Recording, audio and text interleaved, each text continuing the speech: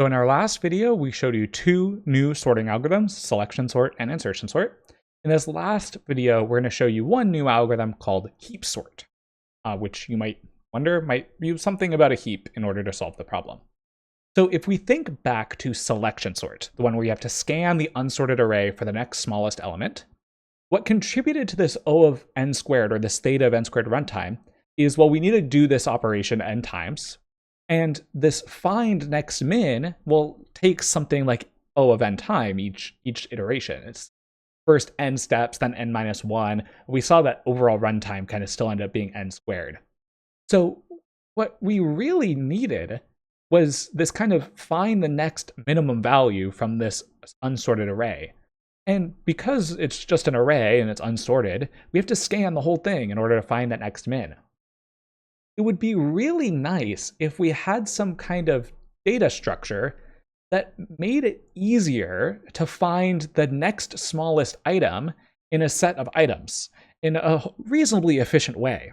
It'd be nice if we can maybe structure our data, maybe use a data structure in order to help us solve this task. And finding the next smallest value in a list of values sounds a lot like the minimum priority queue ADT.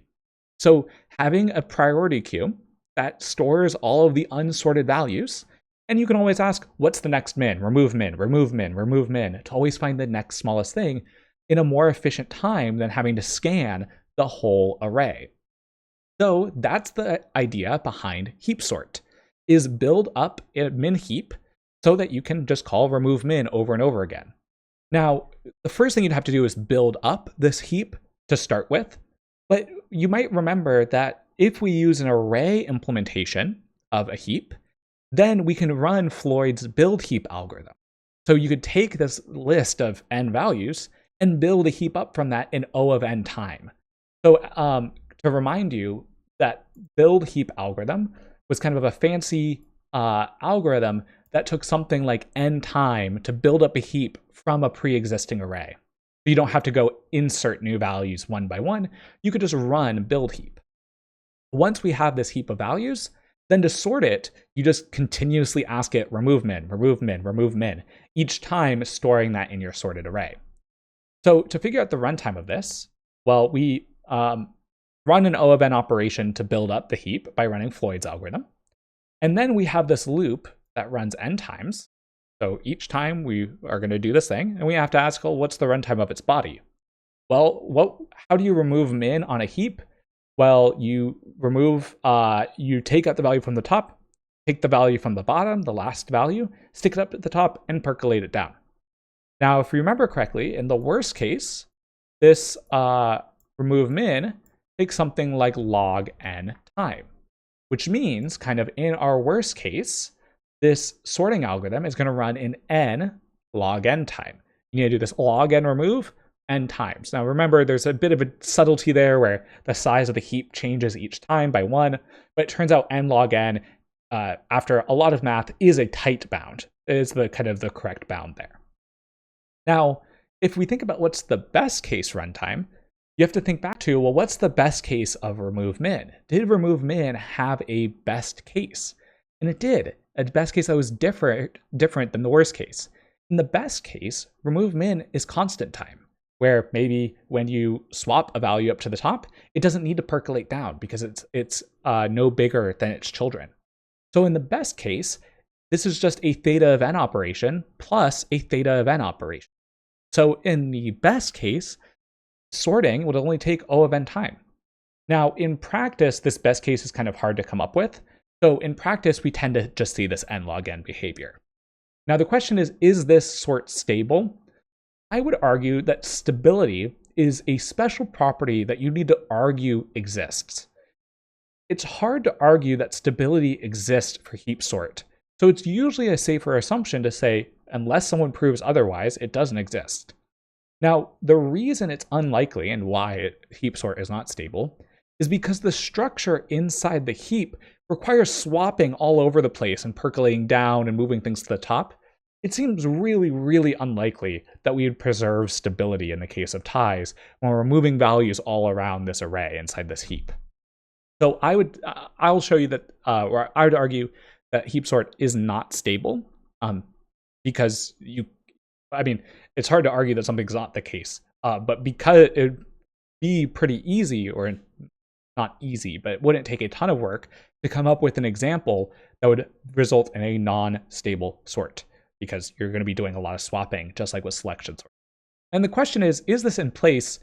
Well, with how we've talked about this now, no. Well, because we need to build up this new heap, we're using extra space. We're using something like O of n space. But there's actually a very clever way of implementing heap sort that does it in place, that doesn't involve creating a bunch of extra space. And the intuition behind that is, when we implemented the heap, we used an array to back the structure. So what's the point of making a brand new array to store the heap? Can't we just store the heap values in the given list or the given array of values? And that's the idea. You're given your input array, and you run build heap on that array. Change the array to become heapify it so that it is a heap. There's no need to use a whole other array to store the heap separately. Just store it here. Now, the thing that's much trickier is, well, okay, if I have my heap in this array, where do I store my sorted values? It's a very clever insight to say, well, what happens if you remove the min? So suppose I call remove min on this array heap. It's going to return, I believe, 1. So it takes the 1 out, takes the last value at the end, it puts it at the top. So can I go? And then it percolates it down. But if you did remove min, it's going to free up a space at the end, because the size of the heap decreases by 1 after you remove min. The idea is, use the end of the array to store your sorted values. So since you removed 1, the size of the heap decreased by 1, but the array is going to stay the same size. Use that extra slot at the end to store your sorted value. Now when you do remove min again, so I believe in this case it will remove 2, then you're going to, I guess you percolate down 22, but that doesn't change the size of the array. And then now when you kind of remove min for 2, it's going to decrease the size again, and then you can store kind of the value here. So in place heap sort just uses the input array as the array to back the heap. And then we just remove min a bunch of times and store at the end. Now you could probably already see that this isn't going to quite work as I just described, because this sorted array of items is going to be reverse sorted order. Because you first have the first item removed, the smallest item at the end, then the next smallest item, and the next smallest back. So in this case, we do have to make one modification, but before I describe that modification, it's not going to affect the runtime of this algorithm. Because in the worst case runtime, it's still going to be n log n, right? We're still going to do this n log n, these log n operations n times. In the best case, it would still be that O of n. Nothing's changing here. And same thing with the in practice, it's still going to be n log n. The only difference is now it's in place. We don't need this extra structure. But you probably you're wondering, okay, well, how do we fix this problem of this reverse sorted list? There's a couple ways. Well, you just have a sorted array in reverse order. You could just reverse the array, just swap pairs of elements kind of starting at the beginning and end. That's an O of n operation that you could just do to solve this. N is dominated by n log n, and so it's not going to make your algorithm more asymptotically more inefficient. You can also do this in a couple other ways. Instead of using a min priority queue, you could use a max priority queue to always remove the maximum value. And then you don't need to do any of this reversing business at the end. Another really common trick is if you want to reverse order something and you don't want to change your sorting algorithm or the data structure you're using, just change how you compare them. So change your comparison function, your ordering relation, to change what smaller means, and that would change the kind of final sorting value. So that is kind of our big idea for heap sort, is you could do it in place with this kind of clever optimization, but the big idea is still the same. Just put in a heap, remove min each time. Okay, 3 sorting algorithms in one day. Selection sort, that selects the next smallest value by doing a linear scan. Insertion sort, which just grabs the next item and sticks it in our sorted region. And we have heap sort, that is similar to selection sort, but is optimized by using a heap to speed up that find next min. 3 sorting algorithms with slightly different properties in cases when you might want to use them. Build heap, the heap sort works really well if you're okay with a little bit more complex or hard to understand implementation, right? This kind of weird in place thing with the heap at the beginning and the unsorted stuff or the sorted stuff at the end. That's not the most straightforward way of describing this. But it tends to be really fast. This n log n runtime is one we're going to see over and over again when it comes to sorting algorithms. And we'll talk a little bit about why later. But we have 3 algorithms now, and we can use them as 3 different tools to solve problems. So you could say, if you want to run Kruskal's, should I use heap sort? Should I use insertion sort or selection sort? It depends on your situation, when you might want to use one versus the other.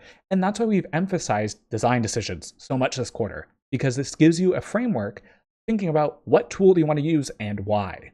So in class today, we'll practice the mechanics of these algorithms, talk a little bit about when to use them and why. And on Wednesday's videos, we'll start talking about additional sorting algorithms to add even more confusing things to this pool of tools that you're going to see kind of in practice out there. So hopefully I'll see you in class today where we talk about this stuff. And please ask us any questions if you have any.